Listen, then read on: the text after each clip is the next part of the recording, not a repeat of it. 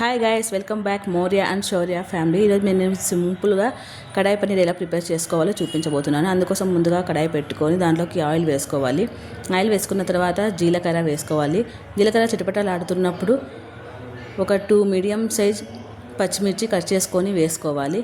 వాటన్నిటిని కొద్దిగా వేయించుకోవాలి. పచ్చిమిర్చి అలా వేగుతున్నప్పుడు ఒక 3 ఆనియన్స్ కట్ చేసుకొని చిన్న చిన్న స్లైసెస్లా కట్ చేసి వేసుకోవాలి. వీటన్నిటిని బాగా కలుపుకోవాలి. ఆనియన్ కొద్దిగా కలర్ చేంజ్ అయ్యే వరకు వేగనివ్వాలి. కొద్దిగా రెడ్డిష్ కలర్లో రావాలి. ఈ విధంగా ఆనియన్ రెడ్డిష్ కలర్లో వచ్చినాక అల్లం వెల్లుల్లి పేస్ట్ యాడ్ చేసుకోవాలి.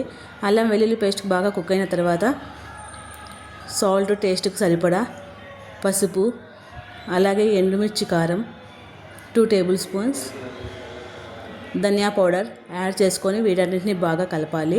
ఈ విధంగా కలిపిన తర్వాత గరం మసాలా కొద్దిగా యాడ్ చేసుకోవాలి. యాడ్ చేసుకొని వీటన్నిటిని బాగా ఫ్రై అవ్వాలి.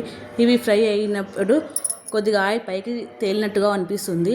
అప్పుడు వీటిలోకి మనము ముందుగానే గ్రైండ్ చేసి పెట్టుకున్నటువంటి టమోటా క్యూరీ, నేను టమోటా క్యూరీతో పాటు ఒక 5 కాజు వేసాను. వీటన్నిటిని దీంట్లోకి షిఫ్ట్ చేసుకోవాలి. వేసుకొని బాగా కలుపుకోవాలి. టమోటాలు పచ్చివాసన పోయి కొద్దిగా బాగా కుక్ అయ్యి ఈ విధంగా ఆయిల్ వచ్చినప్పుడు మనము వాటర్ యాడ్ చేసుకోవాలి. మనకు ఎంత వాటర్ కావాలో అంత వాటర్ యాడ్ చేసుకొని బాగా కుక్ అవ్వాలి. తర్వాత ఇది కుక్ అవ్వడానికి ఒక మూత పెట్టేసి మనం కుక్ అవ్వనివ్వాలి. తర్వాత ఇలా బబుల్స్ వచ్చినప్పుడు నేనైతే 2 ప్యాకెట్స్ తీసుకున్నాను పన్నీర్. 2 ప్యాకెట్స్ పన్నీరు ఇలా క్యూబ్లా కట్ చేసుకొని యాడ్ చేస్తున్నాను. ఇలా యాడ్ చేసుకొని ఒక్కసారి అలా కలిపేసి మూత పెట్టేసి వీటిని బాగా కొద్దిసేపు కుక్ అవ్వనివ్వాలి. అంతే, ఎంతో రుచికరమైనటువంటి టేస్టీ పన్నీర్ రెడీ.